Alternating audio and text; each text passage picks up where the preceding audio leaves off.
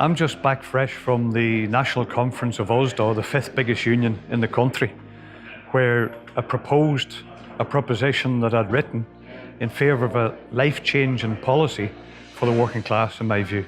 And that is that instead of insecure work, that there should be a law introduced to oblige all employers to offer an absolute minimum of a 16-hour week contract to every worker who wants it, with the added qualification that if a worker wants fewer hours than that, they can negotiate that in the presence of their union representative.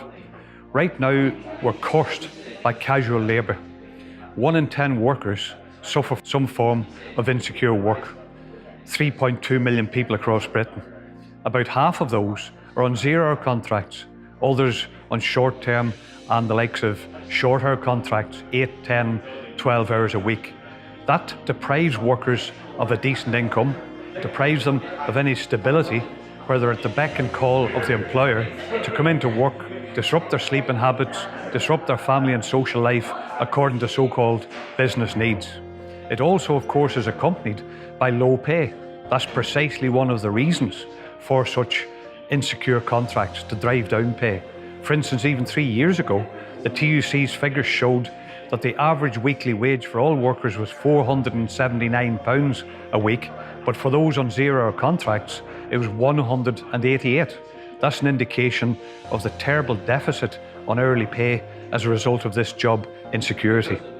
The policy, which was actually, to my delight, passed unanimously at the conference of about 11 or 1200 delegates at OSDO's conference, the policy of a minimum 16-hour contract for all workers who want it, is something that would transform lives.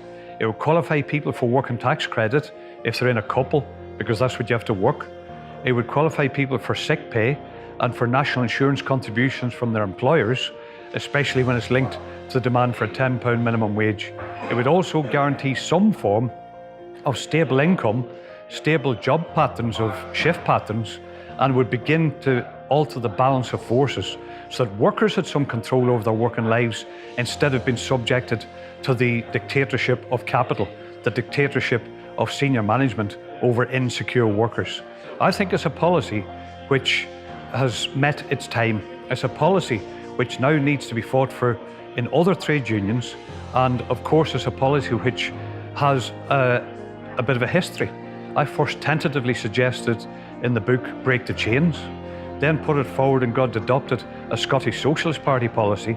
But the huge difference now is that it's been adopted by a mass organisation, the 430,000 strong OSDO, fifth biggest union in the country. It's a great breakthrough for workers potentially.